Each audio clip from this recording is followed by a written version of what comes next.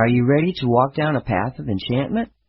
Dilly-dallying in Dolly World takes you to a reality with beings ranging from angels to listeners, all sharing thoughts on divergent subjects from desserts to messages from beyond. Produced by Nancy Hopkins, Cosmic Reality Radio, and broadcasting over Aggie Shack Radio Network. Dilly-dallying in Dolly World with Dolly Howard begins now. You're live. Nah. Oh, thanks, Nancy. I like that little intro that you've got, where Colleen comes in and says you're producing. That's cute. I like that. Yeah, she did that one.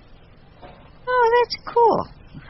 I got Pivaro. I have to do the intro stuff, and then I'll ask you to come in, and then we can talk.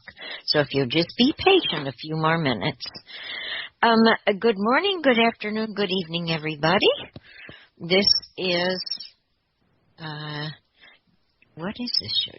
Dilly-dallying in Dolly World.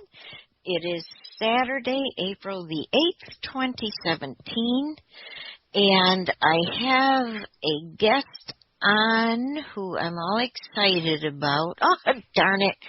And I copied and pasted my Word stuff, my stuff from Word, and of course it got all screwed up again, but it's where you can get the angel cards that I read the angel card from on Christia Cummings' site, and it has the 4 agreements that I keep telling y'all you need to help me to do. They come from the book written by Don Miguel Ruiz, and there's a post of his site there. You can go there and see about him. And we read the 4 agreements, and then we read the companion book on that. And so I've been trying extra hard to do this since we read it. Number 1, be impeccable with my word. Number 2, don't take anything personally. I have trouble with that one. Number 3, don't make assumptions. I don't have trouble with that. I ask questions until people want to smack me silly. Number 4, always do my best. Even when I don't feel good, I try to do my best. And I also posted HSR chat site and listen site and schedule site and CRR's chat and listen site and their schedule site and Cosmic Reality Store site. Hi, Mad Jess. I'm so glad you made it this time on time. Thanks for coming. Thanks everybody else too, Time and Colleen and everybody who's here. JC, Jan, of course Nancy. Now getting back to the intro stuff. On HSR site, there is a donate button. And you can donate several things there. You can donate for the running of the station, which means it helps Colleen pay the electricity in order to be able to have the computers running. And it also helps to pay for computer stuff like programming and parts and whatever the computer needs. And so that would be helpful if you could help Colleen with that. If you do that, just say this is for the station in PayPal where you can put a little notation. And then you can also do $30 or more. And when you do that, you get $30 worth of Shungite stickers, S4 stickers. And you guys, that is a real freaking deal. The S4 Shungite stickers are just fantastic. Shungite can change your life more than you can imagine by making everything around you good. So if you want it for the Shungite, you do $30 or more. You want it to go towards Shungite S4 stickers, please put that in PayPal's notation place. Also, my pet project is to get Sienna, Colleen's blind from birth Braille books. Those Braille books are just unbelievably expensive, folks. So Colleen has opened an account just to put the money that's donated for the books into that account. When she gets enough, then what she does is she gets the book. She asks Sienna, what book do you want? And she gets that book for Sienna. So if you want to do that, just put Sienna in the notation in the PayPal. SIENNA. See, the same thing happened to you, Colleen. Shame on me. She copied and pasted the same thing I do from Word, and she got the same result. All those extra spaces. Okay, so I did this and I did that. And I know. Oh, the angel card. I pulled this angel card when I was waiting, y'all. Oh, and I got to admit to y'all, I have been frickin' stressing. Even though I know the angels have everything in control. They're running the show with the sale of my house and all the stuff that goes with that, and moving over to Melbourne. I have been stressing a little bit. And so I asked them before the show started to look who's in the chat room, like I always do, and to look who's going to be listening in the future, and please let me draw the right card for this. And they had me draw Archangel Ananchel, no worries. Archangel Ananchel brings in the energy of pure grace. What does a state of grace feel like? Archangel Ananchel will help you to feel this feeling of pure grace, a feeling that all is taken care of, all is truly well, no matter what may happen. Ananchel will help you to feel this grace in your heart and to accept that all truly can be well. Life can be good and no, another shoe is not going to fall. Open to being optimistic without secretly wondering when something bad may happen. A state of grace is this feeling without the hidden worry that all is not truly well. Ananchel says all is truly well. Give thanks to Ananchel. And quit fussing over everything, Dolly. Of course, that didn't say that, but I said that. I've been close to tears and in tears for the past couple of days.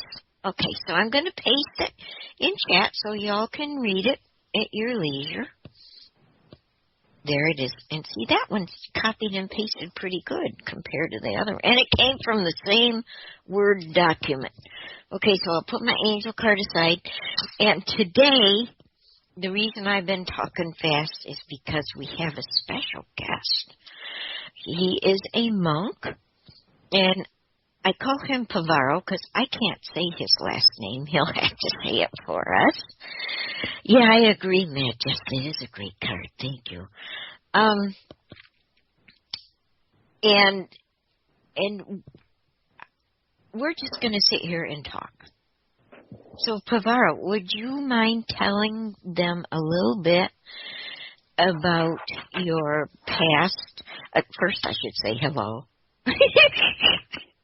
Hello, Dolly. I'm sorry. I'm just so wound. I can't say I'm sorry. Please excuse me. I'm a little wound up because finally the roofer guy came, but he didn't do his thing because he didn't have the materials, so he's come back Monday. And then we got my car out of the shop just before I got on air. Got it all fixed up to go to the East Coast. And so I'm kind of wound up. Breathe a little and let you tell us. Would you please start the show up by giving us a little background on what were you doing before you became a monk and what led you to become a monk? And I got to share with you, I was talking to Walt, and I didn't know what to call you, being a monk and all. And I said, well, what should I call him? Monk Pavaro, or what do I call him? And Walt says to me, well, Dolly, why don't you just call him Pavaro? I love Walt's sense of humor. And I didn't know where you lived, so I was calling it Monkdom. And then Walt told me it's monastery. Is that right? That's right. I'm living in a monastery in Thailand, and where it's now 3:13 in the morning. And can I start with something else? Well, first of all, that last word after my name, or sometimes before my name is pronounced Pavaro, and then Bhikkhu is sort of means monk, I guess you could say. So that other word is Bhikkhu. So sometimes people would call me Bhikkhu Pavaro or Pavaro Bhikkhu. And, or here in Thailand, people always call me Ajahn Pavaro, and Ajahn means teacher. So that's another way to refer to me, but Pavaro also works, especially for a radio show, and where it's nice to be brief. The first thing I have to say is I laughed out loud.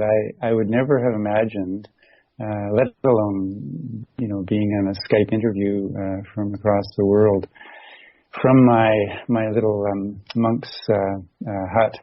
But I would never have imagined listening to Frank Sinatra at 3 o'clock in the morning. I just thought how funny that was. Did you enjoy it, or was it offensive? No. He's inimitable, isn't he? So yeah. It was enjoyable. I do have an interest in music, although it's not something that monks are usually encouraged to really go into. We have other things to do too, as most of us also do. Yes, so I'm living in a monastery in Thailand, fairly remote.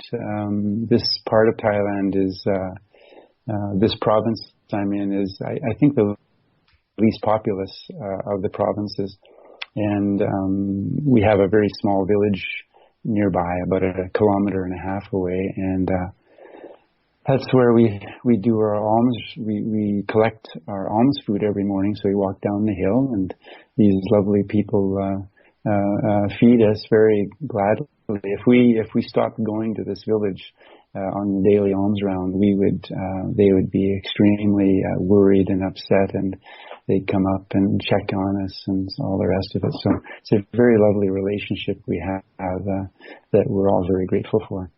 Oh, so bless their yes. hearts.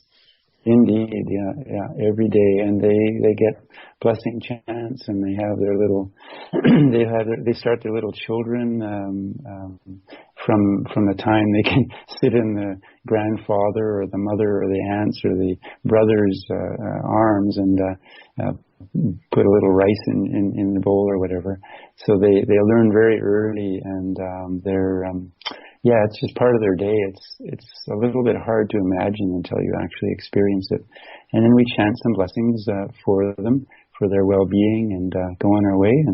And sometimes they come up and join us for the meal as well. So it's very nice. So yeah, that's kind of my setup here in Thailand. This is a relatively small monastery. Right now there are 7 bhikkhus here. And that can vary from 3 to usually aren't too many more than 7. We don't have too many of these. Monks always live in little huts, kind of separated from one another. I have this building that I live in. I was telling you yesterday that I've really never had such a nice little hut to live in, because it has electricity and running water, and that's really, really nice. And I also have we in Buddhism, we often are encouraged to do walking meditation. So in this kind of climate, I have really the best walking meditation path in the world, because it has a roof on it. So it's just this long, narrow roof. I think it's about 18 meters long. and I get to do my walking meditation in there. So when it's really hot outside, I can walk in the shade, and of course during the rains season, usually I can stay pretty dry as well. So that's very nice. And we live in this.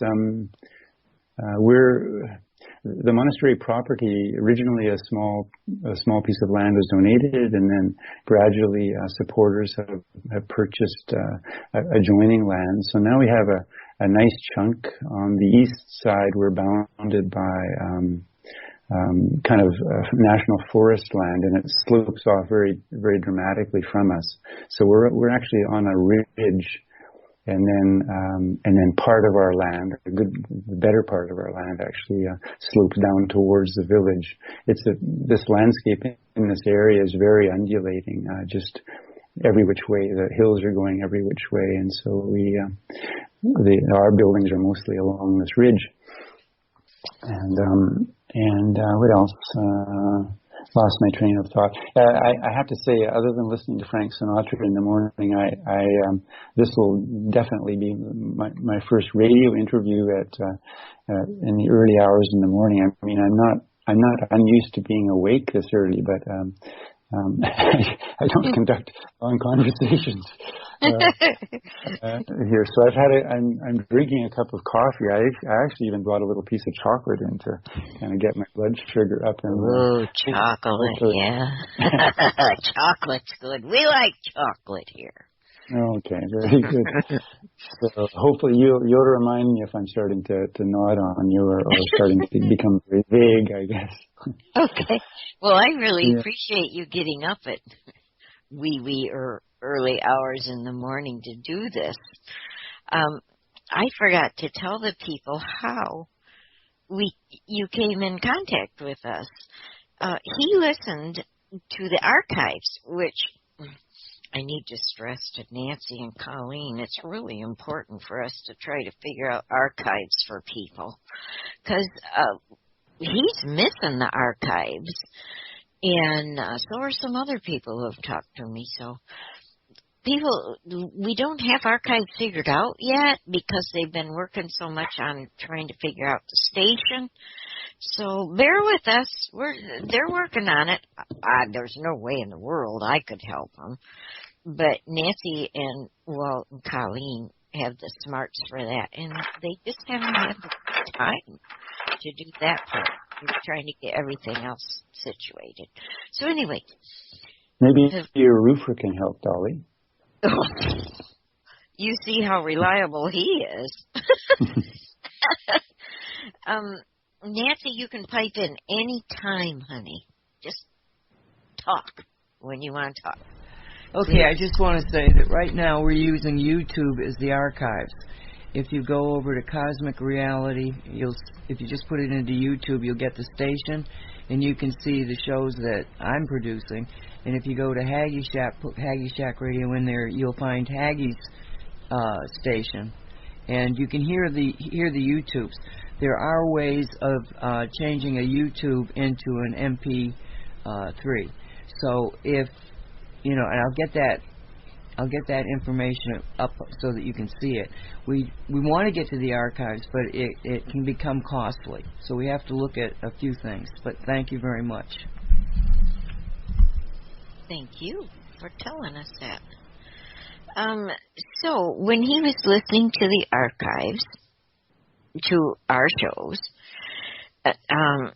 he would hear Nancy and me, and he decided he wanted to contact us. And so he contacted Walt, and they got to talking with Walt and being friends with Walt. And then he sent Nancy and I these special bracelets that, just telling you about it, I got goosebumps all over my body, and I'm wearing it right now. And it's so special. When I opened it, I immediately was immersed in this feeling of goodness, of calmness, which I didn't wear my bracelet for a couple of days, so maybe that's why I lost my calm. Annette yelled at me when we got home from getting the car, "Go put that bracelet on." But anyway, she tells people they can't touch it because of all the good energies it gives to me. She doesn't want anyone else to put their energies on it. So she kind of guards it when we're out in public and won't let anyone touch it so that I can keep these energies without getting them infected in any way. And would you mind, Pavaro, is that how I say it, Pavaro? Pavaro? Pavaro. Oh, dear Pavaro? God. Yeah. Dolly. Don't worry. Don't worry. Okay. So would you mind explaining where these beads came from and how you did it and how you decided you wanted to send them to Nancy and me and Walt? And Walt's mother, too. Yeah, and his mother, yeah. There's said it for. Well, we with my abbot sometimes we offer a retreat. My abbot teaches a retreat in Malaysia. I should say it's very interesting being in this part of the world because I'm Canadian, and in Canada you have to just about fly over a time zone to get anywhere, But here in Asia, a couple of hours this way or that way, and you're in different countries, and this is rather new for me. It won't be for Europeans or most people, I guess. But so yeah, just a couple of hours away, and we're down in Kuala Lumpur, and so I've accompanied him on several of these retreats and helped out. And so we have a group of Malaysians who are very devoted supporters and followers and students of my abbot, and very, very lovely people. They are very energetic and kind and generous. So after a retreat that we gave a couple of years ago in an area called Cameron Highlands in Malaysia, which is at about 5,000 feet, I think, in elevation. It's famous for tea plantations. I'd never seen tea plantations before, so that was very lovely. One of the women who we know well, she has been a student of a Zen practitioner, a Zen Buddhist practitioner for many years, and in fact, her teacher, and I don't know his name, he died many years ago, but her teacher was himself a student of probably the foremost Chinese Buddhist monk of the 20th century, just a legendary figure, and he lived, it's said, to the age of 120. So there are biographies written of him, and he was profoundly knowledgeable about the Buddhist scriptures, the Chinese scriptures. He was a remarkable practitioner in that his powers of meditation were very powerful, and he did many things which are have a kind of legendary have a legendary quality. So he's very, very prized. So this, as I say, her teacher was a student of this monk. His name was Shun Yu, the main teacher that I'm mentioning, who died in about 1962, I think, something like that. So anyway, this woman gave me her mala, her set of beads, and a mala for Buddhism and in Hinduism as well. Will typically have 108 beads, but it will have other smaller beads for counters, spacers, and often, for various purposes. And so I was given this set of beads, and it wasn't until last year that she told me it had been her teacher's. So I was very grateful and honored to receive it in the first place. But this really increased that sense of its spiritual vitality and really impressed me, actually. So then, one day I was listening to something on one of these archive shows, and I was stringing some beads for people, because sometimes people give us beads, and it's just a bit of a hobby, and then you can give them away, and it's just a very pleasant thing to do. And people, I suppose, people use them for various things, but it's just a kind of a keepsake in a way, but also it may bring their attention to their practice, and bring their attention to the things in their life that they're grateful for, and remind them of the blessings they have, and could be various things. And so I was making some, as I say, and then I was very impressed with the conversation that you and Nancy were having. And I should say, your great friend in the spirit realm was part of the conversation too. So I just Dave. Yeah. So it just occurred to me, wouldn't it be nice to send some, and Walt kindly offered to kind of pass them along your way into Florida. And I felt it's one of the, we all give gifts, and we all know what it's like to make a kind of contact at a distance like that. So it was one of those moments that just feels very, very wholesome, very good. And it's a small way to make a connection with a person who does what they do on another part of the planet for no obvious benefit other than sharing goodness in their own way. So I'm glad that you felt so pleased with this little mala of yours, Dolly, but I'm sure you're adding your own blessings to it every day. So don't be too precious with it. Oh, I can't thank you enough for sharing this with me. I just really, really appreciate it. And it does help me. And that said, she's my daughter, Sassy, in the chat room, if you ever see that. But she said that she has noticed a big difference in my health since I've been wearing it. She said I tend to breathe easier. And sometimes I go through terrible times just breathing. Just taking a breath. Is it sort of, you mean a kind of anxiety issues, or just are there I have issues? a heart. My heart's a little bit of a mess. It's got stents in it and balloons in it, and it's got an experimental main left artery that the doctor built out of just materials from my heart. So it's kind of beat up. And I smoked for years and years, and that's why I ended up with that 5 bypass surgery in the beginning. And then they've just added the stents and balloons and stuff since then, because the original bypasses went kaflooey. They just disintegrated. You're a real warrior, Dolly. Yes, I am. And, shame on me. Because here I am preaching about the angels and how they take care of everything. And then it came to this house stuff, and I completely lost it. Even though I know the angels are in charge. I have been fussing. So it's just different times.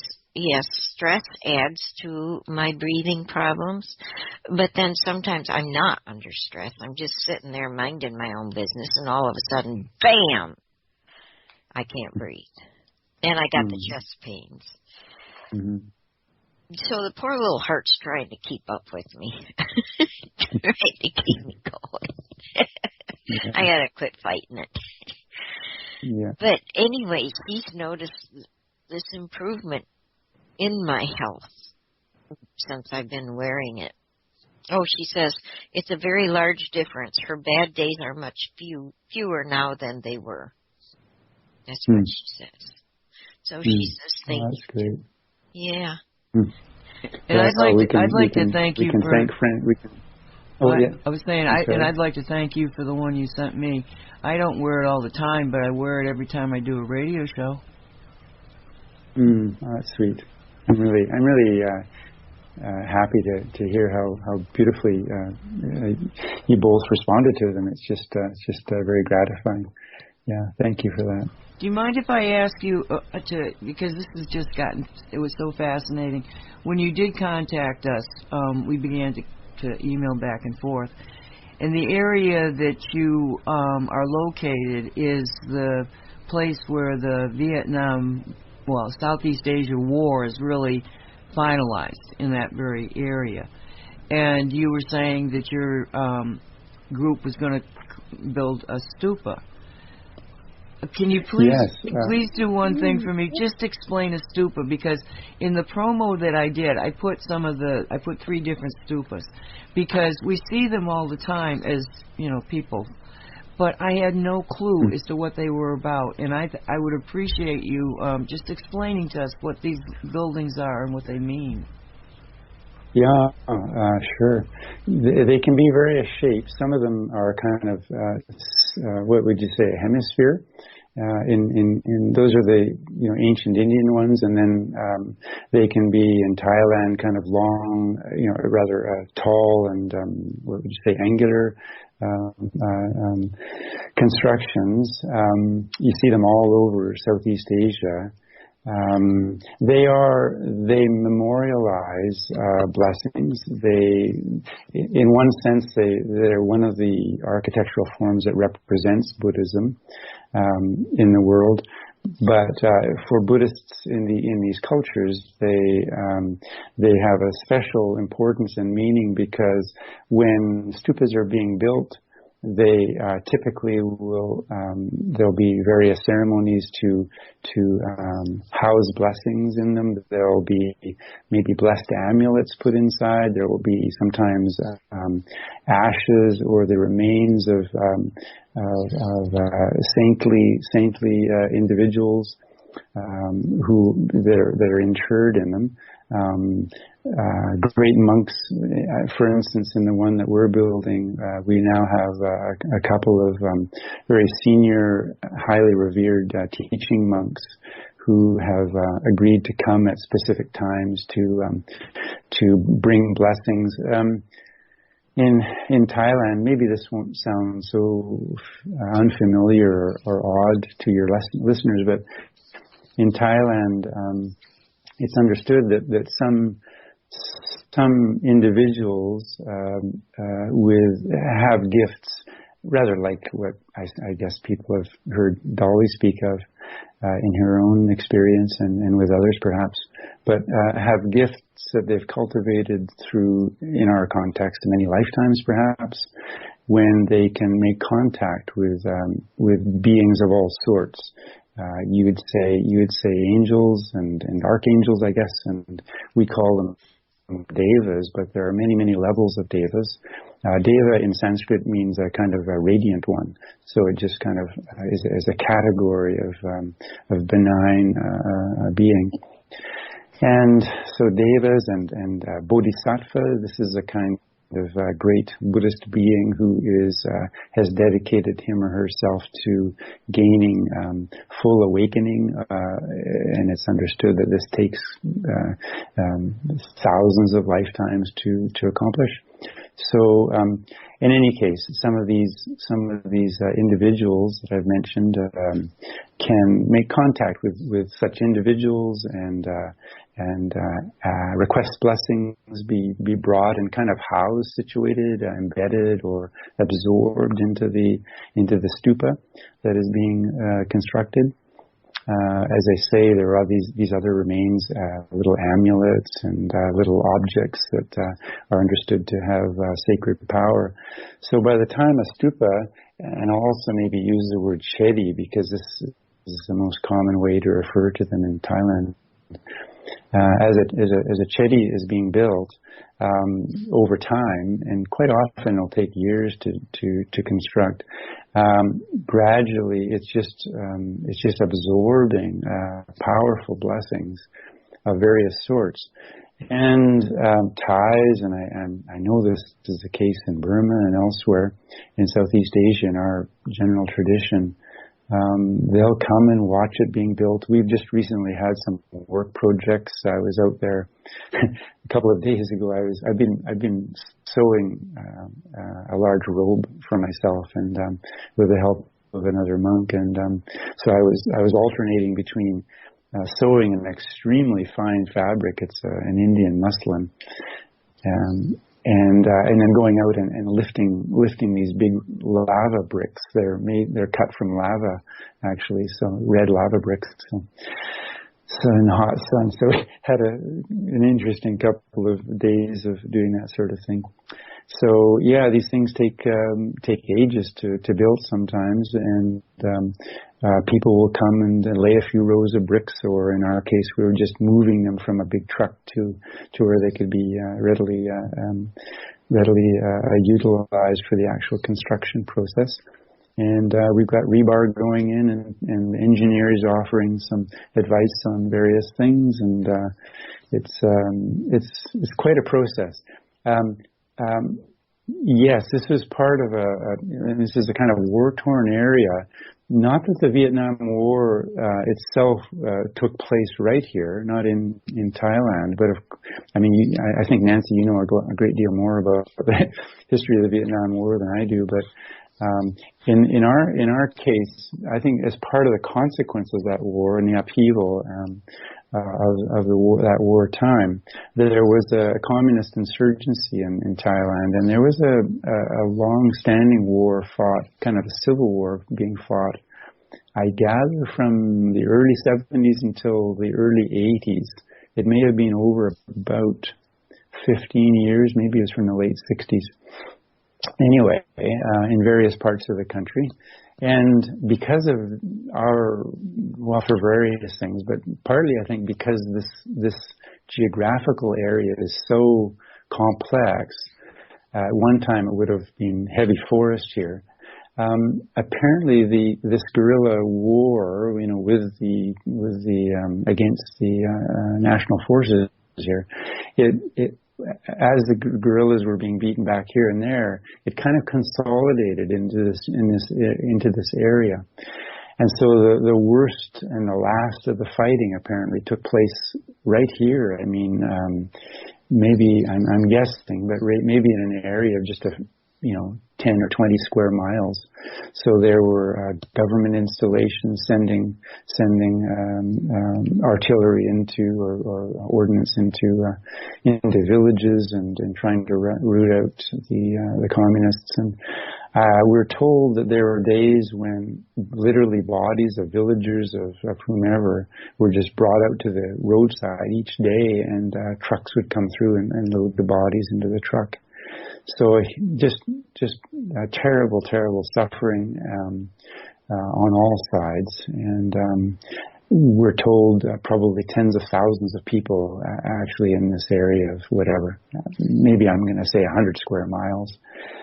So for people who are psychically sensitive, and I'm not particularly sensitive in this way, not particularly gifted in this matter, but many people, who do come to our monastery will report, if they stay, maybe having dreams or having what we call nimittas, kind of a visionary experience of beings who are in a very difficult state. They are obviously suffering. They're in between lives, you might say, or they're in a confused or very sad or helpless state, maybe in an angry state. So we're just aware, through various means, we're aware that a great deal of healing is called for in our area.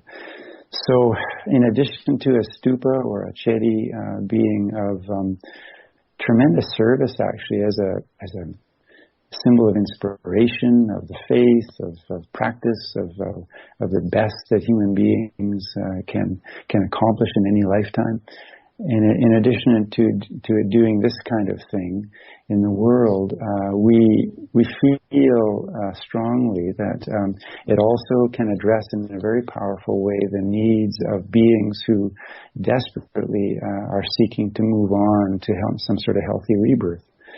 So it's a very, very inspiring, a very beautiful thing to be involved with to the capacity that I am, and the monks here are. Our abbot has kind of conceived of the project, and there were local people and also some wealthy supporters from Bangkok and Malaysia and elsewhere who were very, very encouraged to be able to support it. So we feel that this project will go ahead in a very timely kind of manner, and it's inspiring to talk about it, and people who come, visitors who come, they very often they want to see the Chedi that's being built, and they're all interested to know, when it's going to be finished and when are the blessing ceremonies going to take place. And as I said, this kind of thing is very much part of Thai culture, Southeast Asian Buddhist culture.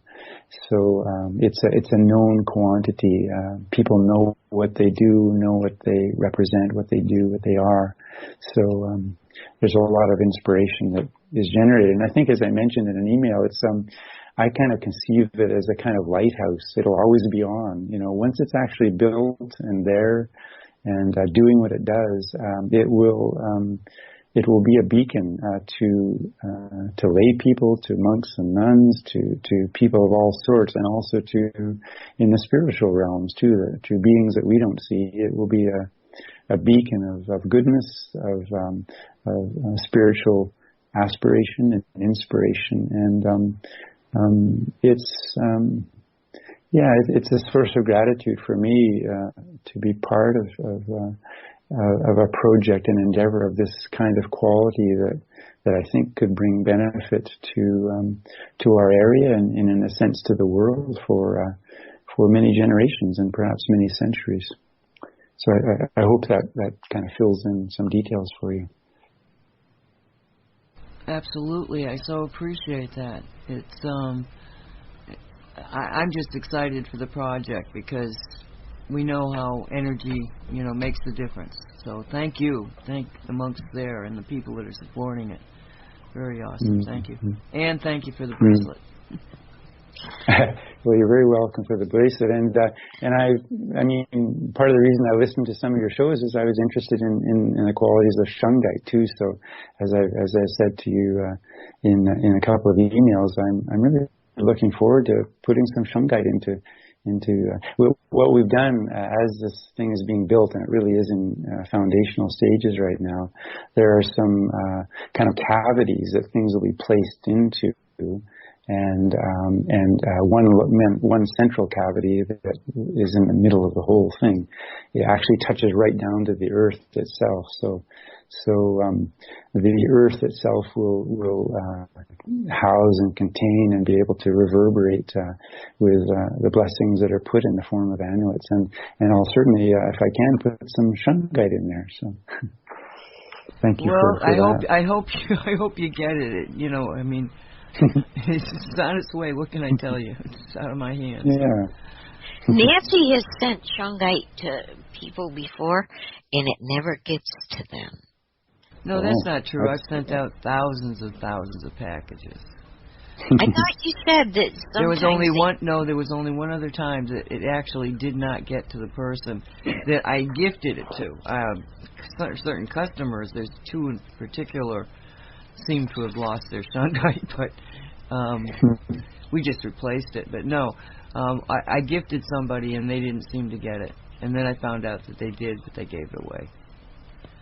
So whatever. So don't give it away. Just throw it in the ground if you don't want it. Mama Earth wants it. We're going to throw it in the ground and we want it. So I think that'll be exciting if you put that shungite in that middle part and it goes straight to Mother Earth. I think it'll be exciting to see what happens. Well, let me ask. Yeah. Did you feel a difference when you got the magnet and you placed that? As I kind of admitted earlier, I don't pick up energy at that level, I don't think. So I can't honestly say that, I could feel an immediate difference. I'm sort of hopeful and faithful, basically, that it's done nothing but good. So well, if you noticed anybody seemingly more happy, if the people, because you don't have to feel the energy, because the energy when it starts to work is actually taking away the stuff that's irritating people. And the first thing when I started dealing with giving people shungite was that they said, I feel happy. It's because they're physically feeling better because it's attenuated the waves of the microwave system. So, well, I can't report that in all honesty. And here again, I'm drawing on the reports of people who see these beings I've been mentioning. But well, okay, this is sort of deep discussion, I suppose. But in addition to something like a Chedi bringing benefit to many beings, including beings in other realms, there are beings in those realms who don't want that to happen, who actually actively who fight against this. And I'm just conveying information that we hear in Thailand quite regularly. So we might sometimes we actually feel some pushback from doing something which is a wholesome and potentially very beneficial. Eventually, these forces, they can't withstand the goodness of dozens or hundreds of people donating to a Chedi and all of the things that we're doing. Those forces cannot withstand that, but there will be pushback. And sometimes my understanding is in the early stages of an endeavor like this, you can actually, you can really get stalked. So some people that I know and have reported that as well. So it's a little bit hard to factor in when many things are going on. So I don't want to. I'd love to be able to say, wow, in a day I could feel this or that, but I can't honestly right now. But there could be a lot of good and somewhat nefarious reasons for that. But I'm very hopeful, and I have a kind of faith and in your expertise and understanding of this interesting mineral. And as I say, it's just it's a wonderful kind of experiment to bring into our part of the world, and I do think that it will be a benefit to a lot of people over time. So we'll give it time. We have patience. Yeah, I appreciate you even working with us, because the only way we're going to find out is to do things, to experiment. But I'll tell you that the day that you told me that you had finally gotten it where it was going to go, my partner and Walt's partner, Stephanie, she contacted me, and she, without her even knowing where the process was, she knew it was going to happen, but she didn't know where the process was, and she said, did they put that up? Because I'm telling you, I felt a change on the other side of the world. So who knows? That's really neat, yeah. Who knows? Well, here's what I think. One of these days, one of these monks will come through who does see things, and quite, they may say, "Oh, that's interesting." They'll look at these things happen all the time in our kind of world, but some practitioner will look at the cell tower and they'll think, what's different about that? Oh, what'd you do there? They can be quite every day about things that they see and can do. So I think I'll let you know. I'll promise to let you know as soon as I hear a positive response of that kind, Nancy. And I appreciate that. And let me know if you do not get the shungite. I gotta find your tracking number, because, like I say, I can track it there. But after that, it's because whoever gets it will be in for a shock, because shungite has a smackdown. Can't do evil with it. So if evilness or negativity gets involved in it, it's just going to go dormant. Or if you got some people that want to change, it's going to help. Right. I'm sorry, I didn't get that. I'm saying, what didn't you get? What I broke up? Or if people I didn't hear the rest of it. Well, it's probably from when you said that it won't do anything for them. It'll go dormant. It'll go dormant. Yeah, people if you've got negative thoughts or negative beings, shungite will just go dormant. It won't work with them. It only works with positive. Even if you're a good person, but you're asking for something that is not good for you, somehow or another the Shungite knows this, because I think it works so closely with your higher self. You know, it's not. We're all connected at so many levels. I don't know what your belief system is, but that's mine. But I find the religion fascinating, but I also, were you brought up? How did you end up there? Is basically my question. That was my next question to him. Yeah. When did you decide to be a monk? Okay. Yeah, and actually that was probably your first question, but I think I got onto Frank Sinatra, and we've been on a detour ever since. Well, wait, let's do that let's do that during the second hour. Because it's coming up to the break time. But right now, I would like to go back to your stupa. I think as you're building your stupa, I think there's a whole bunch. Oh, I know, because I'm getting the goosebumps, and I got the presents with me. As you're building that stupa, there are so many good energies being put into it as you're building it. And it's attracting people to come to it. So as you're building it, you're going to build more energies into the thing. And it says to me, listen to me. Can a stupa talk to me? Well, it's talking to me. I'm going to take it. It says to me, it's going to reject the bad. And it is having a struggle as you're building it with the bad, because there's some bad that's in the ground where you're building it, but it is what you are doing and what is putting into the ground good energies, and it is going to be attracting people and souls, it says, who really, really need what you're doing with that stupa. They need the energies you're putting into the stupa, the materials that you're putting there, and you're blessing. By doing this stupa there, you're blessing this ground, and you're getting rid of the bad stuff that's there.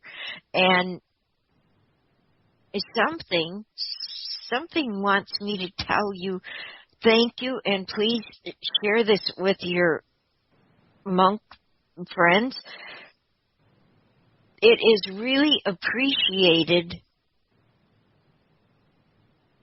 in the spirit world, the etheric world, the ground, Mother Earth is really appreciating what y'all are doing.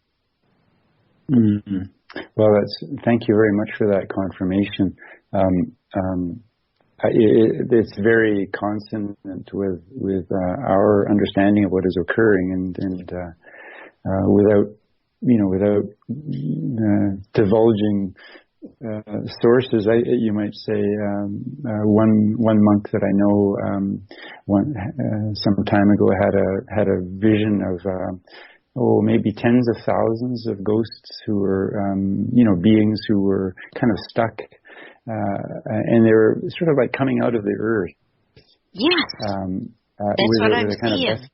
In a kind of desperate state, but they were dressed in white. Now, in Buddhist, especially in our culture, lay people, when they come to a monastery, especially for an observance day, a kind of moon day, full new moon, a half moon, they will very often be wearing white. So it's a sign of their intention to put effort into practice and many other things. So in this vision that this monk saw, all of these ghosts were in white, and then he was later told by one of his teachers, yes, they're ready to receive blessings. So out of maybe remembering that many beings would have been killed, some of them in the middle of night, because of bomb fire or exploding bombs or whatever. So they die in a state of confusion, of frustration, of anger, sense of loss. I mean, many states of mind which are very difficult, and so it takes time, I think, for beings to figure out where they are, and perhaps the monastery. This is our understanding, doing what we do, and people coming every day to chant in our meditation hall, and ceremonies taking place now. It's been here for about 6 years. It's really relatively recent, but this does get the attention. This is, maybe you can confirm this, Dolly, but this does get the attention very definitely of beings in other realms. Mm-hmm. And now there's a sense that there are actually thousands of beings who can benefit in a very practical and direct way, and bring, in their own way, bring benefit into the world through what these modest things that we're undertaking. So there are just so many sources of inspiration. Go ahead. Yeah, I'm also seeing that there are beings there that are in a dormant state. They don't want to be taken out of the dormant state, so they're just they're in their dormant state sleeping. And there's others who are there who are fighting it. They're scared. They are definitely afraid of leaving the state where they are at that time. They're seeing these other spirits coming away, like sitting up and looking around and saying, "Oh, hey, I can get out of this state." And then they stand up and they look around, and I see them. Some of them are joining hands with others, and they're deciding, "Oh yeah, we want to move on." So the ones that are kind of waking up are seeing this going on, and eventually I feel that they're going to get up and ascend. And I'm also being told that the people that are coming there, and then they leave, and they carry these good energies with them, and they will be affecting people without even knowing they're affecting them, because they have gained these good energies from this stupa area, and they're carrying the good energies with them. It's not that they're robbing the stupa of anything, because they've actually brought gifts of good energies to the stupa. It's just that these energies are with them now, and they have them in their being, the live peoples, and as they go on their way in their life, these energies are going to be affecting others that they come in contact with. And some of it's going to be kind of, you won't see it happen, or they won't see it happen. It'll just kind of gradually change the peoples that they come in contact with. Others are going to be a dramatic happening in their life. Well, it's so lovely to hear you tune into this. Everything you say is really harmonious and consistent with what we understand is happening. Actually, it's really lovely just to hear you so quickly tune into to the intentions behind all of this. There's so many levels of what occurs when goodness springs forth in the world, and when people conduct themselves in this kind of way and try to share their own blessings and to generate them for the benefit of all. And it's very, very consistent with what we're trying to do. And yes, I think over time, this is not something that will end on the day that the final brick is put into place in the capstone, or whatever we end up putting at the very top of the stupa. There's no end. That's right. That's the intention. That's the intention. So yeah, it's just one of those things that make a life worthwhile, a life worth living. When you draw your last breath, this is the kind of thing that a person can bring to mind. In some small way, I've helped in this way, or I'm so grateful that I was part of this project, or whatever. It's one of those things that we can draw great benefit and energy, power from, I think, in moving us forward into where we need to be. So, well, you're not only adding to the energies, but you're gaining energies. Exactly. Yes. Yeah.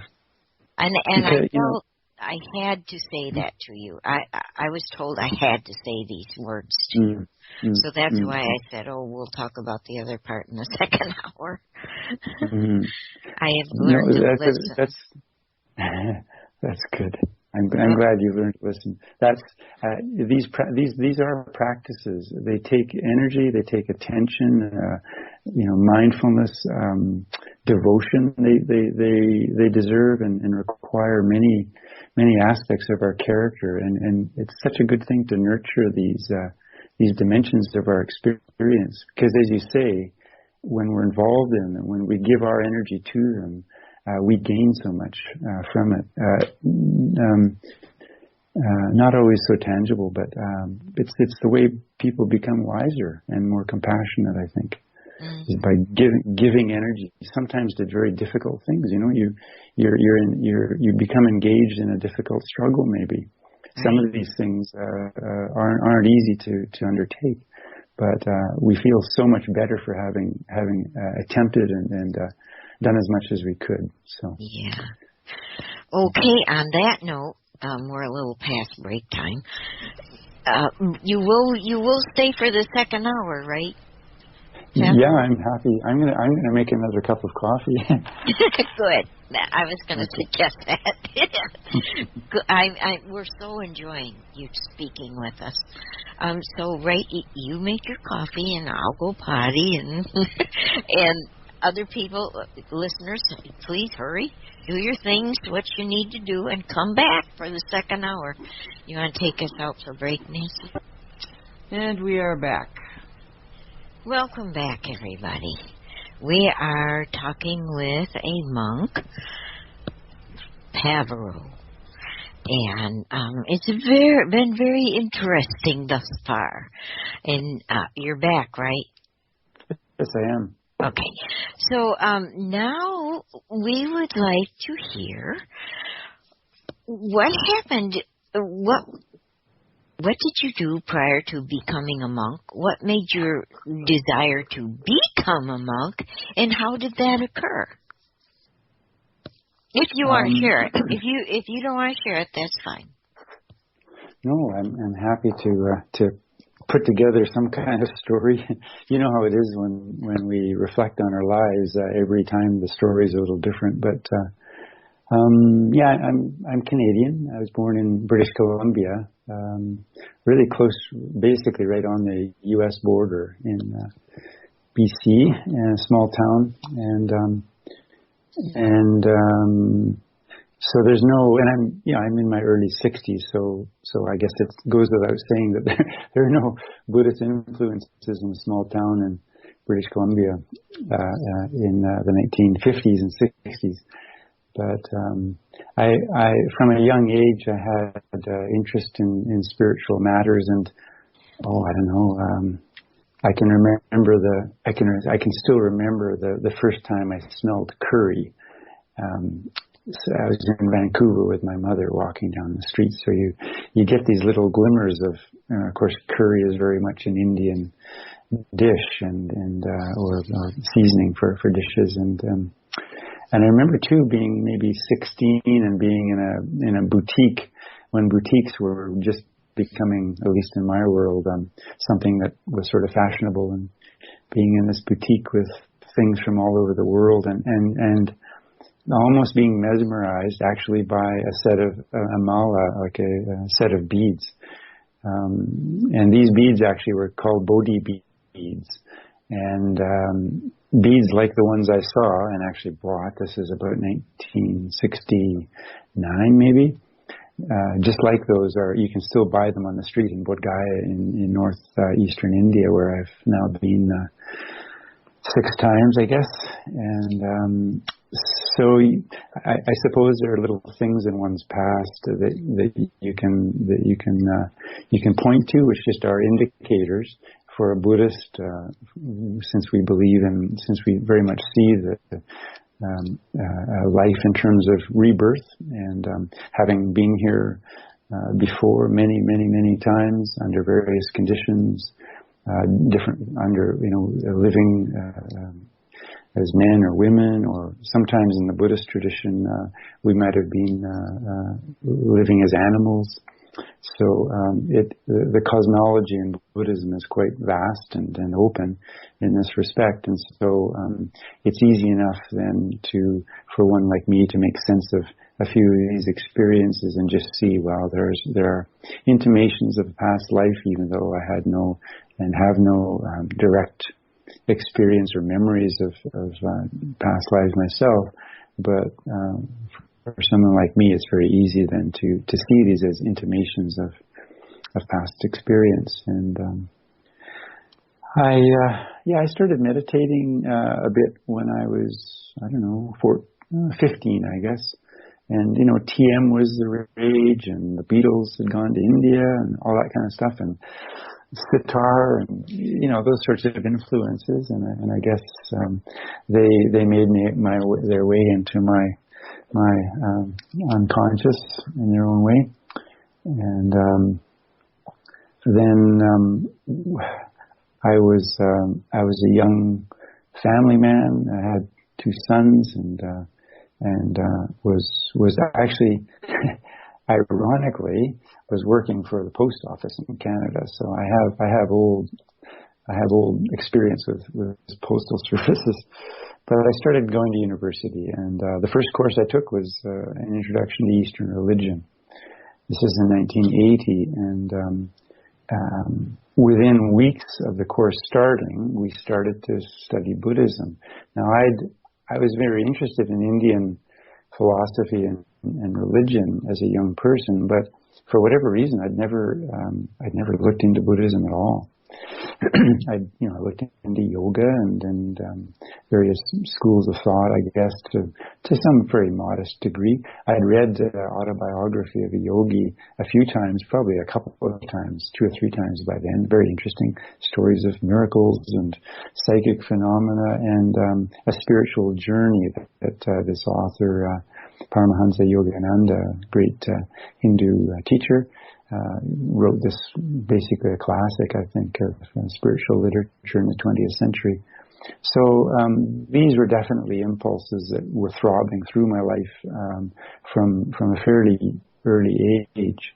So at the age of 26, I was taking my first university course, being a kind of late bloomer, and we had literally just started the section on Buddhism when I was invited to a meditation retreat, a weekend retreat.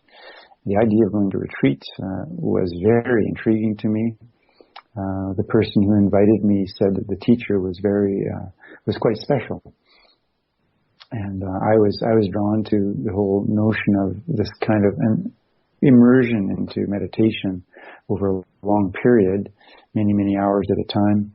I was drawn to this immediately, so I went off to a different city. I was living in Alberta at this time in Canada, and met basically my first teacher. This was a woman. She was elderly at this time. She was European descent and had lived in Canada by this time, I guess, for 30 years maybe. And I felt immediately drawn to her. She had a wonderful laugh and was perceptive in a way that I'd never encountered in my life. So she gave us meditation instructions. Here again, although I'd meditated off and on for years, I felt very, very at home in this sort of technique. And I mean, it's basically watching the breath, and noting every thought that arises, and then letting it go, and returning to the breath, and notice sensations that arise, or if you can locate senses of boredom or fearfulness or memories are coming, you just sort of note them. Oh, there I go thinking again. Oh, that's what fear looks like, or that's what confusion looks like, or there's that itch again or whatever, and just letting it go and returning to the sensation, the texture of breathing. So very simple to explain in detail in that way. Very, very subtle to actually engage in over say 10 or more hours a day, getting up for that for me quite early in the morning. Not by my standards now, but I just felt very, very at home, and it was a revelation, the whole thing, from the character of the teacher to being in this group and the silence of our being together, and everything was a revelation. I was quite, by the end of it, I was quite overwhelmed. What would I say? Well, I just give you two examples which are related. I'm meditating, and my attention was more subtle than I'd ever experienced in this lifetime. I was all of a sudden I noticed the beating of the heart seemed to be, kind of got in the way. I thought at the time of watching the also rhythmic nature of the breathing. So I thought, maybe I should breathe to my heartbeat as I'm watching each beat of the heart. And I did this for a while, and then I started noticing a little pain in my heart, physical pain. So I brought this to the teacher's attention, and it was like she'd been there, done that, and knew all about it. And she just says, "We give you very simple instructions. You have to follow them as best you can. You're mixing things up there, so just drop that. You'll feel that pain for about 3 days, and it'll go away." And then she sent me off to return to my sitting cushion. And sure enough, in 3 days, this little flaring of pain went away. But being in that kind of state and receiving that kind of understanding about something more subtle than I'd ever encountered, and experiencing the subtlety, the beauty actually of just pure, simple attention on the rising and falling on the breath, for that matter, on the nature of experience from one moment to the next, its moods, its rhythms, its character, its color, its texture. This has never really left me. And at the end of the retreat, there was a bit of sharing, and I just burst into tears at the end. Because I said I've met a teacher. I've met a teacher. It was she fulfilled in me the category of wisdom. And when I thought back, since I was quite young, I always looked forward to being old. It was the middle years, and I'm probably still in them, but I always looked forward to being old because why? Because basically I wanted to be wise. If I sort of thought about it at the right time when I was young, that seems to be a thought. Now, what did I think wisdom? I had no idea really. It was a kind of category. And when I met this woman, this great teacher of mine, she died about 10 years later. She fulfilled this. She the archetype sort of stepped into the stage, and then I recognized her, and recognized the category, the quality of wisdom, and great kindness and compassion and humor, spontaneity, and it was really overwhelming. And basically, my life changed from those 2 days. Were you married at that time? Mm-hmm. Yeah. We had 2 sons, and I carried on with my studies at university and my work life and my family life, and just carried on. And so did your wife recognize a difference in you from that retreat? I think so, and I think it worried her. Not that she always had my interest in mind. She's a good person. But it worried her in the sense that, who knows, maybe she had intimations of our past together, but it worried her, and I think in the sense that she recognized that this is something that could take me out of married life, and sure enough, 20 years later, that's what happened. Wow. But it took 20 years. Yeah, it took 20 years, and I did not strategize. I wasn't planning to be a monk at a certain time. Sometimes it would cross my mind. Over those intervening years, I occasionally met monks or other people like she was who were formally dedicated to spiritual life in robes, we'll say. So there's a kind of resonance that I would feel around such people. I believe it probably did resonate with something very deep in my past. And so, 20 years later, my decision occurred in what we might say was the space of a moment. I recognized, it's time. That's kind of the sense I had. It was like having a coin and turning it over. It's just, it was on tails and now it's on heads or something like that. Mm-hmm. So I left. Where were you when this happened? What were you doing? Well, by this time I was.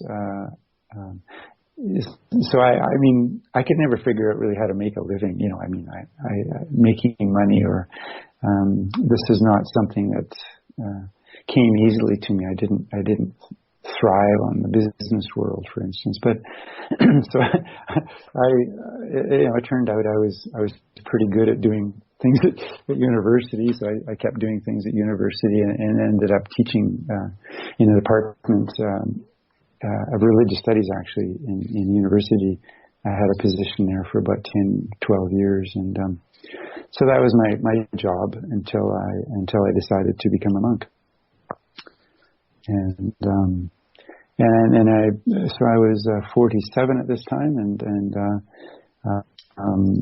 over the course of a few months, as I was disengaging from my responsibilities in that, I then left to go to a monastery in British Columbia, and for a few years there, just helped with the building of a monastery. Basically, it was being established. It had been in a different location and was moving to a much bigger property, much bigger facilities, but we had to finish off these large facilities ourselves with some hired labor, but largely with ourselves. So when people, first asked me about being a monk in those early years, I said, well, I learned a lot more about plumbing than I ever thought I would. I spent a lot of time on a table saw and with a nail gun and all of this sort of thing. It was very good. It was very good work, and rather like you said about the stupa here, I felt immediately that it was just the perfect place for me. Was just getting my hands dirty and working hard and building something, helping to build something which would hopefully serve people in that area of British Columbia for a few generations or more. It's really lovely to be engaged in something which we really feel will outlive us, and maybe that's part of the reason that people love to bring life into their lives too, in the form of children. But there are other forms of life, I guess. Right. And, so when you were doing your building thing, is that when you said, okay, I want to be a monk, and you asked the people if you could be? No, I had already gone to this. I'd met the abbot of that monastery, several times. He'd given a couple of retreats in my province, and I'd spent, I guess, a couple of periods of retreat at his monastery in British Columbia. And I was taking him to the airport once. I had set up a lecture for him at the university, and he'd given a nice talk, and then a day or two later I was driving him back to the airport, and I just said, am I too old to become a monk, or would you accept me as a monk? And he said, no, that would work. It was a very casual kind of conversation as we were driving, and then, the other shoe dropped a very short time later when I decided to go. So when I arrived at the monastery, I had resigned from my work. I had left my marriage, my family life. My sons one was in grad school in the States, and one was just sort of finishing in the later years of his first degree. And so it seemed to be the time to do it. And when I arrived at the monastery, I arrived, I think I might have had still $40 in my possession, and whatever clothes I thought I might need, and that was the beginning of my monastic life. It takes a while in our tradition actually to become formally admitted into the monastic, into being what we're calling a monk, what actually is a bhikkhu. So it was 2 years later until I actually became a bhikkhu. The year before that, I became a samanera, which we would call a novice monk. So I was by that time in brown robes and all the rest of it. But so there was a process involved, a training, a kind of absorbing some of the rules, expectations of the life, and also the reasons for wanting to be a monk and all that. But from the beginning, I knew what I wanted to do, and I had no doubts, and I wasn't plagued in that kind of way. This side of it can vary from one individual to another, as you can imagine, because people come into the monastic life with very different trajectories. Somebody is in Thailand living on the beach, and they wander into a monastery, and 20 years later they've lived in a monastery ever since. Or in my case, or somebody works in Southeast Asia in the Peace Corps or something, or we have, in our early generation of Western monks in Thailand, some who came directly out of the war experience in Vietnam, for instance, very courageous individuals, inspiring stories there, all kinds of stories. And I'm sorry. Story. No, that's wonderful.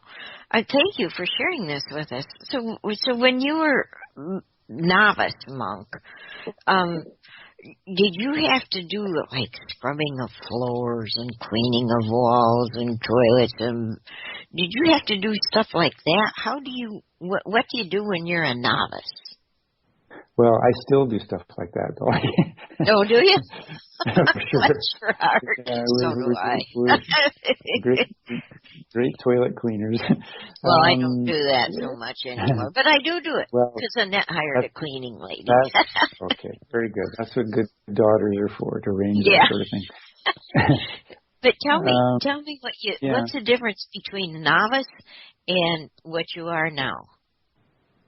Well, in Buddhist monasticism, to be a fully ordained monk, you are living by, in my tradition, a few hundred formal rules, and that you rehearse every couple of weeks. Actually, in 2 days we do this again.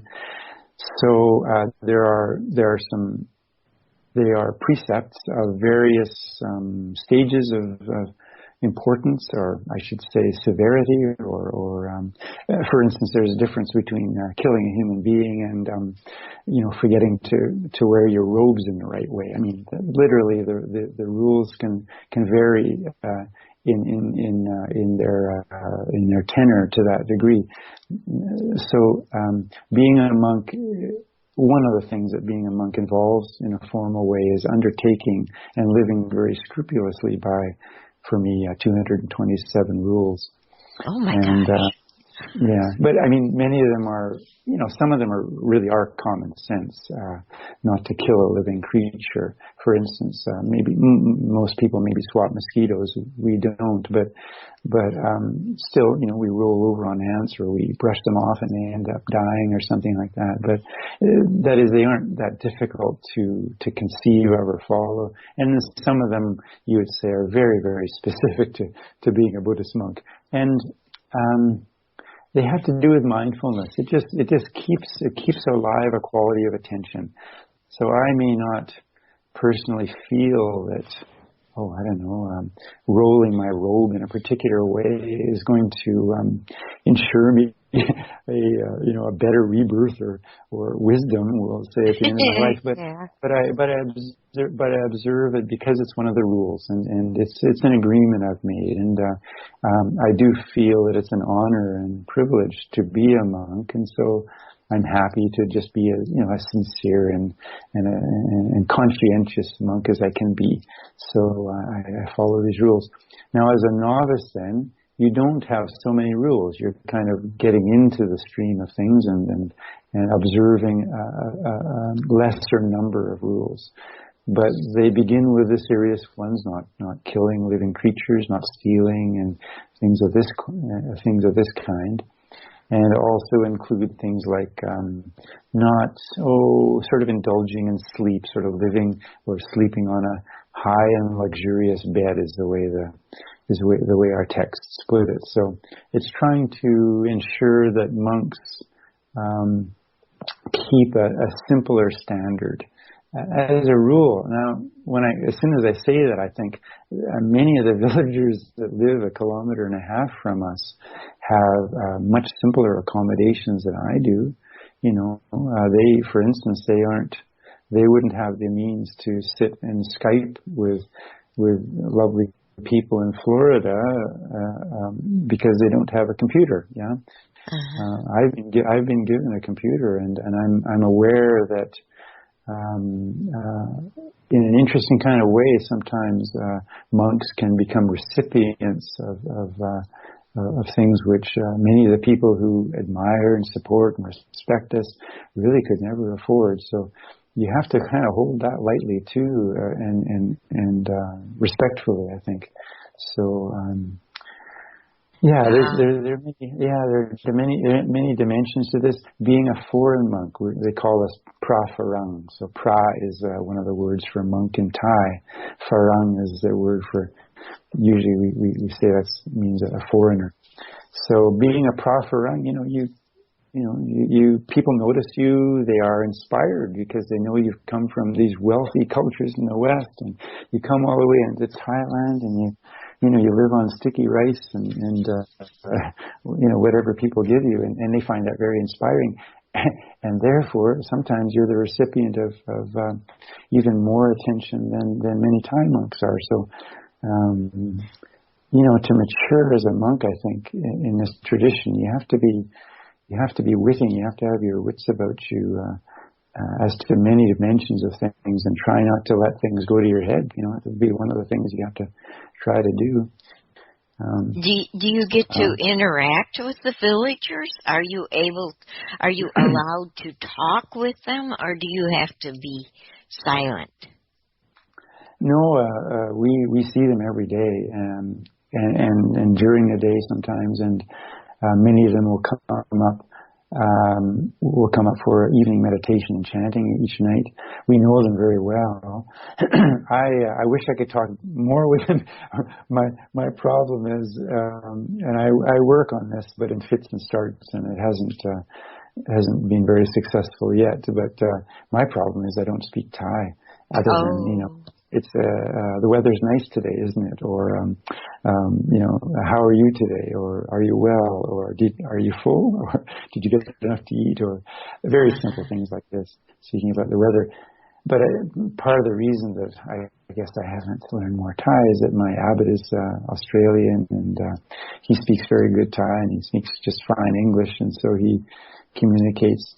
I'd say in general, one element of monastic life is seniority is a factor, a reality to it. So you observe distinctions of this kind, and if people are around and they have questions, you defer to a senior monk, or in my case, the abbot. You defer to some degree, and sometimes it's very appropriate and important, and sometimes it's more casual. You have to develop a sense of when these things are appropriate. But yes, we do interact with them. But they expect, especially of what we call forest monks, we're part of a forest tradition. They expect that a good or large part of our life is involved in the formal practice of meditation, or to some degree, a degree of solitude, quiet, and being engaged with our practice. So they don't expect us to be available for them all the time.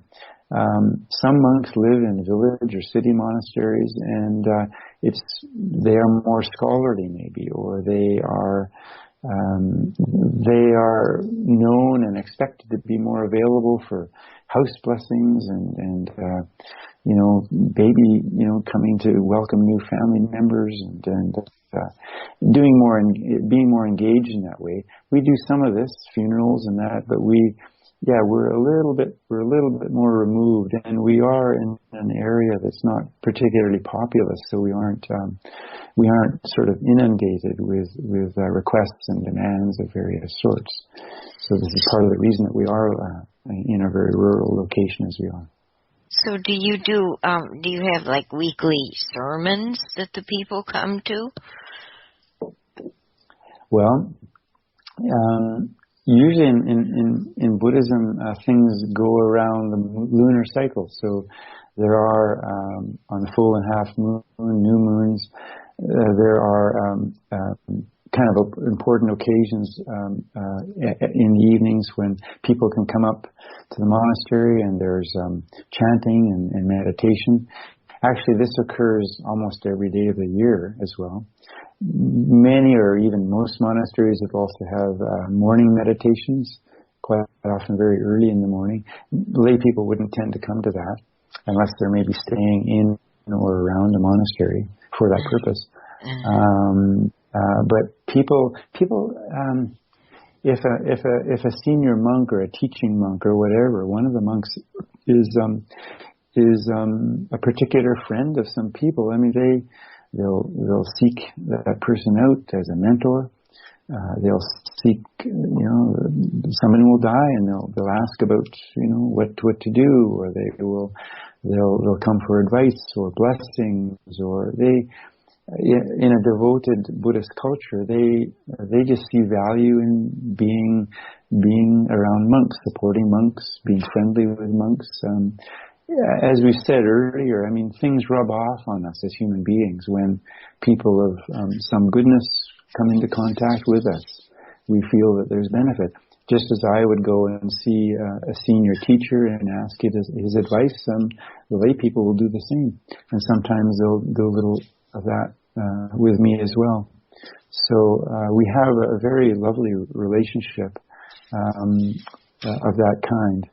And we also have one, sometimes two or more women practitioners who live on the monastery property. They have their own dwellings, their own private spaces, and they will interact a lot during the mealtime. And typically they'll come up for the evening meditation too, but they have their practice periods that they observe in their own space. It's very nicely set up there. And once in a while, women who we know and who are interested in kind of long-term practice will come and maybe spend a week or two in that area, and we'll spend time and gain benefit from their acquaintance with our nun. So you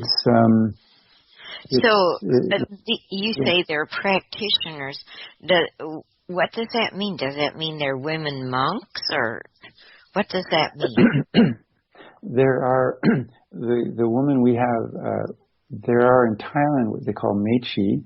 There are also some bhikkhuni. That's the kind of female form of the word bhikkhu. So that would be a formal word for nun. There are many fewer bhikkhunis in Thailand for complicated kind of cultural and historical reasons, but there are a lot of mechis, and mechis are they're dressed in white, and they're recognized and respected in this culture as, I guess I would say serious Buddhist practitioners. By that I mean lay people will there'll be a huge spectrum of people from, you think of a Christian culture, somebody goes to church once a year, say, or not at all unless there's a wedding or a funeral. Or some people go once a week, or some people, I suppose, will go to some sort of observance once a day maybe, or 2 or 3 times a week. So Buddhists in Thailand vary in that kind of way too. Some will have never meditated, never even think of meditating. It's too hard, or I'll leave that for a future lifetime when I've made enough merit to have that aspiration. Some will want to learn how to meditate now. Some will be really devoted to the practice of generosity. So that's where they will see their kind of life's practice, because it lays a foundation for so many good things in life, for prosperity maybe in a future lifetime or in a present lifetime, for many things, and for a pure heart. So some Buddhists will envisage their own practice in those terms. And some will spend quite a bit of time in chanting meditation. We have lay people who get up at 4 a.m. and chant for an hour before they begin their day on the fields or whatever. Mm-hmm. So it varies a lot. So yeah, that's when I say the word practitioner, I guess it's a word for someone who does see themselves as a Buddhist, doing certain things to develop themselves. We have this word in Buddhism, bhavana, which means development. You think of a garden, cultivating a garden. It takes, we weed, we dig up the soil, we plant things carefully, we give it enough water, we make sure it gets sufficient sunlight, and we give it good fertilizer. All of these things are cultivation, and similarly, in any kind of spiritual life, doesn't have to be Buddhist at all, but in any kind of spiritual life, it's a really apt metaphor, I think, for what we do, because we need to give ourselves to the life. We need to cultivate certain things, and then, there's fruit, there's nourishment that comes out of our good endeavor. So, well, speaking of nourishment, you get to eat 3 meals a day? Well, actually, it's one of the rules we undertake is we only eat between dawn and noon of the day. Typically, in our tradition, we eat 1 meal a day, a big meal, and in our monastery, we have some fruit after we get back from the alms round in early morning, and then we have our meal at say 9:30 in the morning. But no, we don't get 3 square meals a day. We get 1 big round meal, I guess you'd say, a day. In our so you don't get to raid the refrigerator in the nighttime? No, unless it has something. If there is a refrigerator to raid, but there might be something in a refrigerator we can eat. Food is a kind of complicated category for a monk, because there are various categories of it. But basically, so I could have a little piece of chocolate this morning, because if it's dark chocolate, it doesn't have any milk in it, it has a different category, and these details would probably bore you and your listeners. But anyway, so something has a bit of a pick me. So yeah, actually in the afternoon, most monasteries will have a tea time, and so there are drinks we can have. Not milk or a milkshake or something like that, but a cup of tea or herbal tea or juices are fine. And typically, many monks will have some sweet thing to kind of bring the blood sugar up a little bit and to support some alertness for the rest of the evening and that. So we're not. There are certainly some very ascetic monks, but most of us don't cultivate a really severe form of ascetic practice as you sometimes see. Some do, but that's not the norm. Wow. I couldn't be a monk. Well, whatever you could do, it seems to me you're doing it very well right now, Dolly. So. Oh, well, thank you. Thank you very much. I wasn't fishing for a compliment. I just was realizing, no way could I be a monk if I can't read the fridge. I didn't. Yeah. I mean, so often there aren't names for what people do, but being a monk is interesting in many ways. But one of them is that people come to us in a more open state, and maybe because they have needs of a particular and particular sort, potent, rich sort. But also, we just meet such beautiful people often, and you meet people who have very dedicated spiritual lives of their own.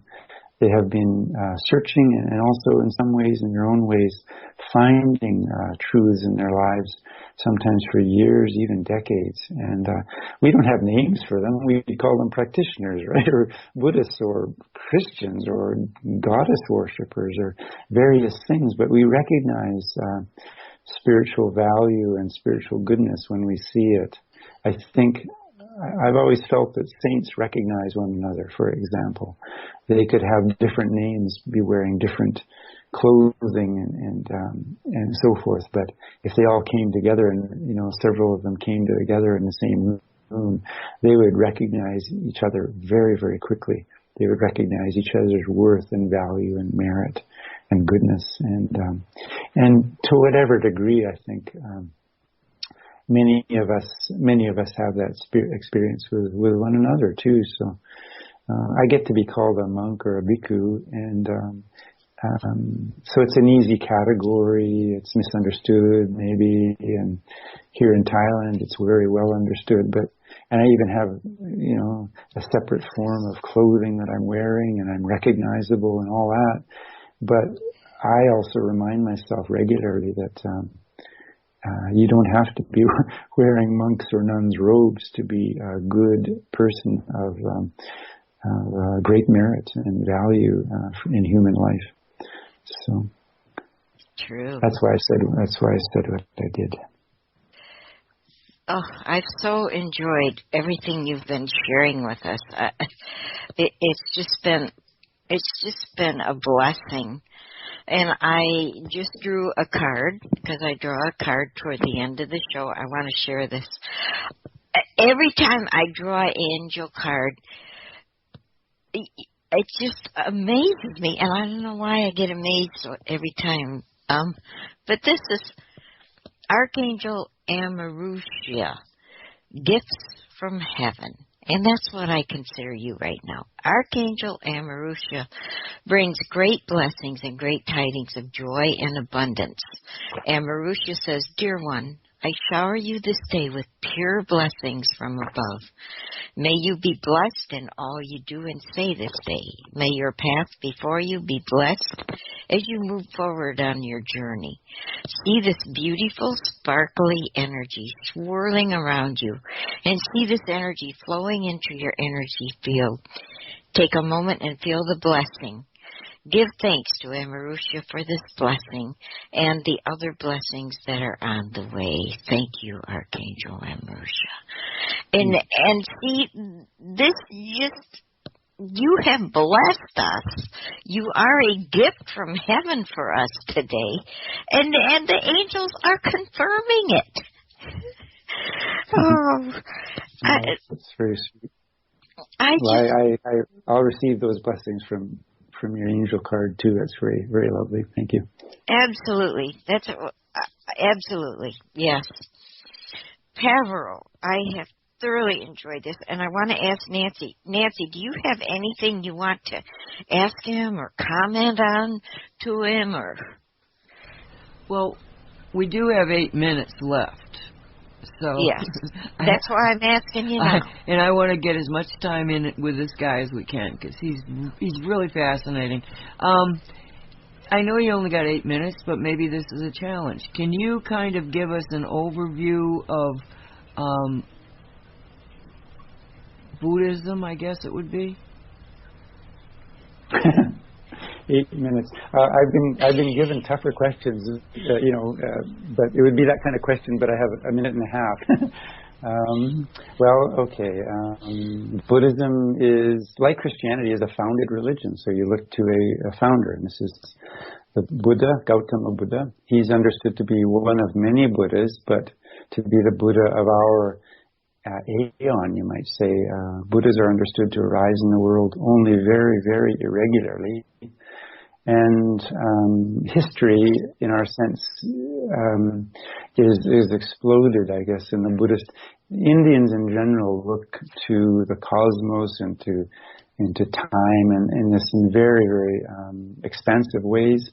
So the universe and as it unfolds and so forth is very, very expansive. But the Buddha was born in northeastern India as a great being. It was sort of foretold that he was very special, but he had to himself undergo a period of very, very ardent practice in order to, you might say, bring to accomplishment, bring to fulfillment what had been in the Buddhist tradition, at least, millions of lives of spiritual endeavor, perfecting various spiritual qualities to their utmost, in order not solely to become awakened in himself, to realize the truth in a kind of whole manner, but to have the particular qualities to enable him to teach, and not only to teach, but to initiate a tradition, which is actually very difficult when you think of Buddhist monks and nuns, for instance. This is a social institution which has existed for 2,600 years. And I don't know of any others or many others in our history as we understand it right now. So something he did work out in that way. At the age of 29, he really undertakes these endeavors. Within a few years, he has accomplished his goal, and the early years of his teaching career are met with dozens, hundreds, thousands of people seeing the value of this remarkable figure. You just think of maybe the single most remarkable spiritual encounter you've ever had in life. I guess it would be like that. As a Buddhist, I would have the faith to say and maybe magnify it by 100 times. You come into the presence of someone of pure spiritual beauty and purity and remarkable wisdom. And so Buddhist texts are very, very numerous, very very direct in their teachings, repeated in various forms, in various contexts. A very lovely historical record of, this Brahmin priest coming for this question, this wandering religious seeker with this question, this family man, this king, this so on and so forth. These monks or nuns coming to the Buddha with these questions, and him responding to questions and different events in different ways. So we have in early Buddhism a record of an extraordinary teaching career that lasted 45 years. So not only did he teach, but he taught for a long time. He died at the age of 80. So that's kind of encapsulation of the Buddha's life and teaching. What he taught, the easiest way to respond to that is in terms of Four Noble Truths, they're called, Arya Satya. The first noble truth is, it very often sounds depressing at first sight, but there is suffering. Not that suffering is ubiquitous and you're always going to suffer and everybody is suffering all the time and blah, blah, blah, but just there is suffering. So it diverts us from, I think in the West, this endless preoccupation with finding happiness, but ignoring the fact that there are these struggles that we undertake, and they're sort of legitimate. Life is composed of these forms of difficulty, frictions, and a sense of loss sometimes, uncertainty. These deserve to be acknowledged at the very least. So there is suffering in life. And the second noble truth is that there's a cause of this suffering. Now, we suffer because we stub our toe. Physically, we suffer, of course, because we have heart operations and we suffer from cancer. We physically suffer, of course. The suffering that's being addressed here, though, is, you might say, psychological, emotional suffering. We struggle with the fact that we lose things. We struggle with the fact that the experience of loss or physical pain creates a secondary or tertiary form of suffering. And that's what the Buddha wants to address. This can be unpacked. He says that the cause of that suffering is craving. We want things to be otherwise. We're always looking for something not to be, or to be different, or to be more of this or more of that, or not to be the way it is. So recognizing the way things are is somehow profoundly liberating, even in these modest moments. The third noble truth is that by recognizing these things, suffering can be unpacked, can be resolved, and that an actual a final awakening can occur. A liberation from that form of suffering can occur when we wise up to the state of experience. And the fourth noble truth is called the Eightfold Noble Path. So it's a practical means of virtue, of cultivating generosity and virtue and kindness and goodness and honesty in these things, and cultivating specific forms of meditation practice and generating a peaceful mind and heart. And that will lead to the awakening of wisdom, the dawning of compassion and wisdom in our hearts, which is the final goal for Buddhists in this sense. So I see and by my clock we're 5 a.m. So maybe I don't know if that was 8 minutes, but that's as brief as I could come up with today. Thanks for your question. All of your That questions. was amazing. That was amazing. It is 6 p.m. here. So you're 5 a.m. and we're 6 p.m. Yes. You did great. So Thank was you. it easier to do this than you thought it would be? Yeah, I'm not so used to talking about myself, and I knew this would involve that sort of thing. And also, as I said earlier, I'm not used to talking about myself on the radio at 3 in the morning. So, but it's been enjoyable. It's been very lovely to connect with you both. And of course, I had no idea about the anonymous and invisible people that might have been listening, but I know we all wish them well. That's the whole purpose of this. But yeah, it's been very nice to make this connection. Thank you for your invitation. Thank you for coming and joining us. Now, maybe we can get together like this in the future. Yeah, I'm open to that possibility. Perhaps we can exchange an email or two at some point. Thank you. Absolutely. I would love to keep in touch with you. Thank you so much for joining us. Okay, Nancy. You're very welcome. Well, we've got his bracelet, so we're always going to be in touch with him. Absolutely. Okay, I'm going to keep you on, Dolly, and Pavero, I'm going to say have a great day. It's a long day for you because you got up so early, but we certainly appreciate it. We appreciate all the information you gave us. So I'm going to hang up on you, and then I'm going to bring in the rest of the crew that's going to be on Say What. Thank you. Be safe there, Pavero. And let the Shungite get there. Bye. Thank you, Nancy. Bye-bye.